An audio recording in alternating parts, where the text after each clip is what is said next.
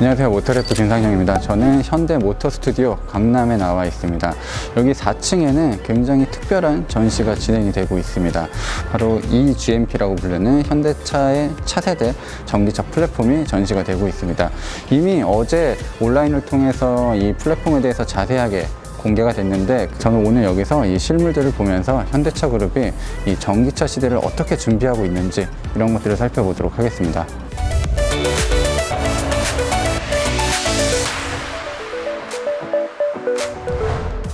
사실 현대차뿐만 아니라 모든 내연기관을 만들던 자동차들이 기존의 플랫폼을 가지고 전기차를 만들었습니다. 그러다 보니까 효율도 떨어지고 전기차의 특성을 제대로 살리지 못하는 부분들도 있었어요.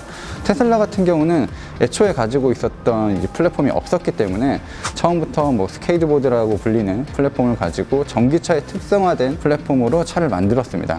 그러다 보니까 조금 더 뛰어난 부분들도 눈에 들어오고 많은 사람들이 혁신이라고 외치기도 했습니다. 내연기관 자동차 회사들은 플랫폼을 한번 만들 때 엄청난 비용을 투자합니다. 비용이 들어갔기 때문에 그 플랫폼을 버릴 수가 없어요, 당장. 그래서 울며 겨자 먹기 식으로 그 위에다가 배터리를 어영부영 얹혀서 전기차를 만들었었는데, 그게 실질적으로는 효율이 그렇게 좋지 않았던 거죠. 그래서 이제는 많은 자동차 회사들도 이런 전기차 전용 플랫폼을 만들기 시작했습니다. 폭스바겐 같은 경우도 이제 MQB 플랫폼에서 MEB 플랫폼으로 이제 옮겨가고 있는 상황이고요. 현대차 그룹도 이제는 좀 발빠르게 움직여서 지금 보고 계시는 이 GMP 플랫폼을 만들었습니다. 현대차 같은 경우도 이 플랫폼을 가지고 내년에 아이오닉 5 모델을 내놓을 예정이고, 기아차도 내년 2분기에 전기차를 내놓고, 제네시스까지도 이 플랫폼을 가지고 전기차를 내놓을 예정이에요.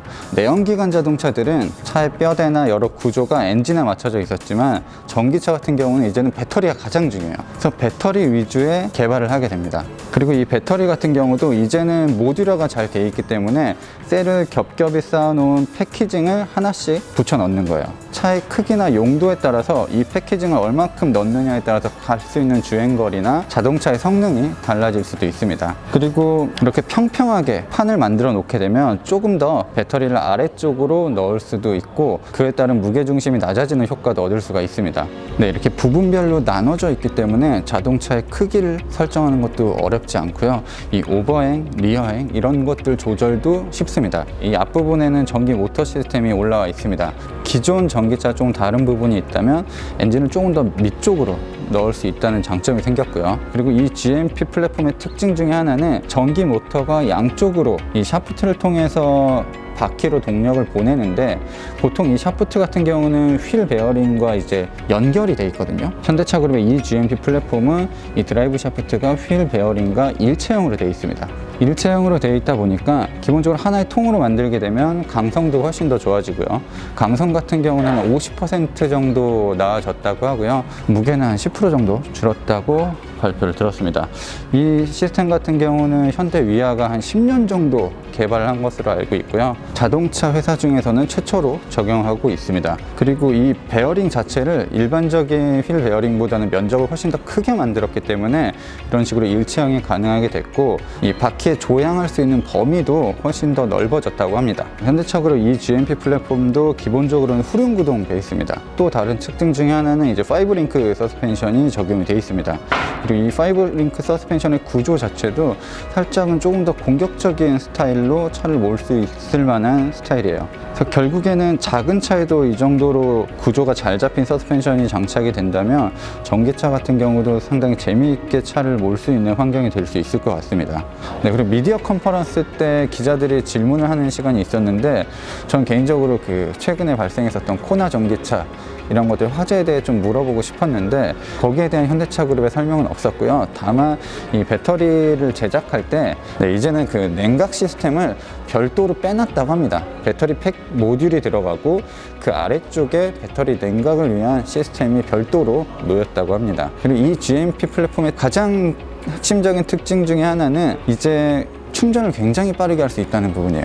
최근에 많은 분들이 이제 국내에 출시된 포르쉐 타이칸을 보셨겠지만, 이 GMP 플랫폼도 800V 시스템을 사용합니다. 5분 충전하면 100km 갈 수 있는 충전이 가능하고요. 그리고 한 18분 정도 충전하게 되면 450에서 500km 정도는 초급속으로 충전을 할 수 있는 시스템이 적용이 됐어요. 근데 일단 eGMP 플랫폼의 특징 중에 하나는 이 400V 시스템도 승합을 해서 800V처럼 사용할 수 있다는 부분입니다. 그리고 220V로 충전 가능하고 400V로 충전 가능하고 800V로도 충전이 가능하고요. 그러니까 아무거나 꽂아서 충전을 할 수가 있는 겁니다. 그런 부분까지도 굉장히 번뜩이는 아이디어로 전기차를 잘 만들어 놓은 것 같습니다. 네, 배터리가 에너지를 공급한다면 이 전기 모터는 전기차에서 힘을 내는 역할을 담당하고 있겠죠. 이 GMP 플랫폼의 특징 중에 하나는 전기 모터, 그리고 인버터, 감속기 이렇게 전부 하나로 통합이 되어 있는 시스템을 취하고 있습니다. 통합되어 있는 시스템 같은 경우는 아마 현대 트랜시스가 제작을 했던 것으로 알고 있어요. 현대 트랜시스는 현대 파워텍 그리고 현대 다이모스가 이제 합쳐진 회사고요. 거의 전 세계에서 유일하게 무단 변속기, 수동 변속기, 자동 변속기, 듀얼 클러치 변속기, 그리고 이런 전기차 감속기까지 만드는 회사예요. 그러니까 세상에 존재하는 모든 변속기를 다 만드는 회사가 현대 트랜시스입니다. 하나의 통합 시스템으로 만들게 되면 좋은 점들이 있는데 일단은 컴팩트해지죠. 그리고 무게도 가벼워집니다. 보통은 전기 모터와 이 인버터가, 감속기는 보통 전기 모터가 붙어 있는데 인버터는 전기 모터가 좀 떨어져 있는 경우가 많거든요, 자동차의 구조상. 그러면 케이블들이 굉장히 길게 이어진단 말이에요. 근데 와이어가 굉장히 무겁거든요. 전기차에 들어가는 고전압 이런 전선들이 상당히 무거운데 그런 것들도 전부 사라졌고 이 유기적인 서로의 움직임도 훨씬 더 반응이 좋아졌습니다. 이 내부적인 구조를 살펴보면 일단 이쪽 부분, 아래쪽 부분이 전기 모터고요. 전기 모터는 이번에 이 GMP 플랫폼에서 기존에 쓰는 전기 모터보다는 훨씬 더 회전력도 좋고 힘이 좋은 모터로 교체가 됐습니다. 네, 그래서 최고 속도에 있어서는 한 70% 정도 개선이 됐다고 합니다. 대략적으로 발표했었던 수치가 정지 상태에서 시속 100km까지 도달하는데 3.5초예요. 이게 현대차에서 그동안 볼 수 있었던 수치는 아니죠. 하지만 이렇게 전기 모터를 쓰는 전기차 시대에서는 이게 사실 누구나 가능해질 수 있다는 얘기입니다. 그래서 현대차가 이제 뭐 제로백 3초짜리 차를 만드는 것도 결코 이상한 일이 아닐 수가 있는 거예요. 이 전기 모터 같은 경우는 그 어릴 때 미니카 장난감 보시면 아시겠지만 구리선이 이렇게 감겨 있잖아요. 근데 보통 그 와이어가 동그랗잖아요. 네모칸에다가 감게 되면 어쩔 수 없이 이런 빈틈들이 생기게 되는데 새로운 전기 모터 같은 경우는 이렇게 납작한 구리선을 감아놨습니다. 이 네모난 구리선을 네모칸에다가 감게 되면 아무래도 원형으로 되어 있는 와이어보다는 빈칸이 적겠죠. 그러다 보니까 효율도 훨씬 더 좋아지고 출력도 높아질 수 있다고 합니다. 네, 기존 인버터 같은 경우는 이제 실리콘으로 만들어진 반도체를 썼는데 아무래도 이 실리콘으로 만들어진 반도체 같은 경우는 열에도 취약하고 사실 인버터 자체적으로 발생하는 열도 있거든요. 이 열도 식혀줘야 되고 전기 모터도 통제해야 되고 그래서 그런 부분에 있어서 효율이 안 좋았는데 이제는 실리콘 카바이드 소재로 만들어진 반도체를 사용하면서 열에 견디는 능력도 좋고 발열도 별로 없다 보니까 굉장히 좋은 성능을 계속해서 유지할 수 있다고 합니다. 1만 rpm 이상으로 전기 모터가 회전을 하기 때문에 발열이 꽤 심합니다. 그래서 이걸 분명히 냉각을 시켜줘야 되는데 기존에는 별도의 워터 재킷처럼 이 전기 모터를 시켜줬을 텐데 이제는 마치 그 엔진 실린더 내부를 시켜주는 것처럼 이 내부 안쪽으로 냉각수를 좀 뿌려준다고 해요. 네, 그래서 전체적으로 냉각 효율도 상당히 높였다고 합니다. 이 배터리 모듈이 아까 보셨던 그 배터리 판에 차곡차곡 들어가 있는 거고요. 아마 이 안에 길게 되어 있는 셀이 한 12개 정도 들어가 있습니다. 이게 파우치 타입의 굉장히 얇고 긴 판이에요. 그래서 이 모듈을 차곡차곡 쌓으면서 크기도 조절할 수 있고 배터리가 들어가는 양에 따라서 같은 차라도 가격 차이가 많이 날 수 있는 그런 상황입니다. 사실 이런 자동차만 변하는 게 아니라 이제 우리가 자동차를 살 때도 조금씩 개념이 많이 달라질 수도 있을 것 같아요. 네, 그리고 이 GMP 플랫폼에는 새로운 통합 충전 시스템도 들어갔습니다. 실제로 이 GMP 플랫폼에서 탄생하는 자동차로 17평짜리 에어컨을 24시간 동안 틀어놓을 수 있는 전력을 쓸 수 있다고 합니다. 55인치 TV를 24시간 틀어놓을 수 있을 정도로 전력을 쓸 수가 있고요.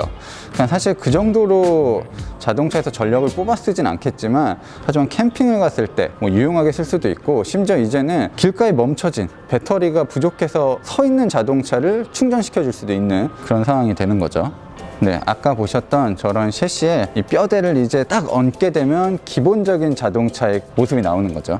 네, 이 뼈대에서 중요한 부분들은 이제 배터리가 놓이는 부분에 좀 집중이 많이 되어 있습니다. 아까도 제가 말씀드렸지만 이제는 전기차는 배터리가 가장 중요해요. 그리고 배터리를 가장 효과적으로 보호를 해줘야 됩니다. 배터리가 밑바닥에 깔리게 되고 배터리 주변 부분은 이 차에서 가장 강력한 소재로 보호를 해놨어요. 어떤 곳에서 충격을 받더라도 배터리가 손상이 되지 않게끔 보호하기 위해서 많은 노력을 기울였다고 합니다.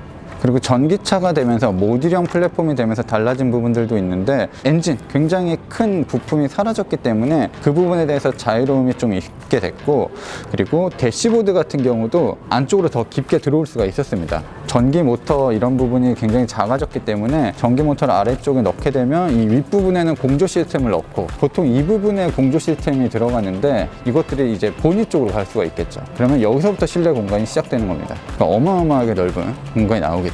간단하게 재봤는데 요 뼈대가 4m예요. 요 뼈대가 4m인데 뭐 범퍼 달고 하면 뭐 4.5m 훨씬 넘을 것 같은데 이 안쪽 실내 공간 자체는 굉장히 넓게 나옵니다. 전기차는 이 중심부에 배터리만 들어가기 때문에 이 바닥도 상당히 평평하게 만들 수 있고 시트 배치도 영향을 전혀 받지 않아요. 내가 원하는 스타일로 실내를 커스터마이징 하는 것도 어렵지 않게 될 수 있습니다. 차 자체에게는 배터리가 가장 중요한데 사람이 탔을 때는 아무래도 사람이 가장 중요하죠. 그래서 충돌 사고가 났을 때 사람을 안전하게 지켜주는 것도 중요합니다. 그래서 이 앞쪽 부분의 형상도 기존과는 좀 많이 다르게 만들어 놨다고 해요. 이 메인빔 같은 경우도 부피가 상당히 커졌습니다.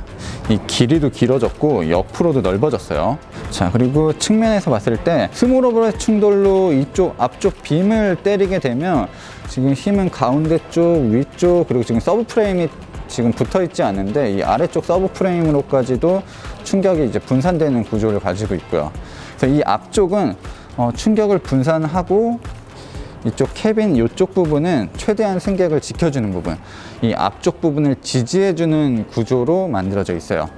그래서 이쪽 부분 같은 경우도 굉장히 단단한 강성을 지닌 금속으로 제작이 됐습니다.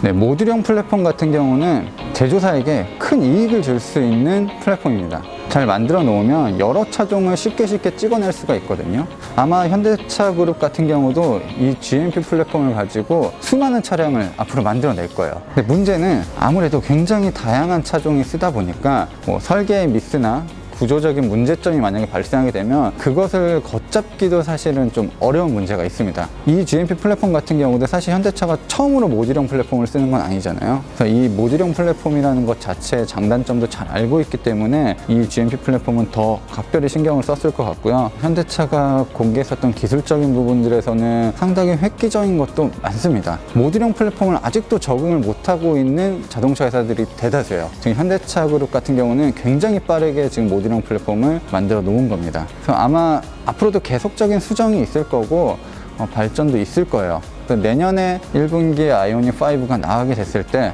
이 플랫폼이 어떤 느낌을 주는지, 기존 현대차는 어떻게 다른지, 그리고 뭐 다른 브랜드의 전기차들과는 어떻게 다른지 이런 것들 한번 꼼꼼하게 살펴보도록 하겠습니다.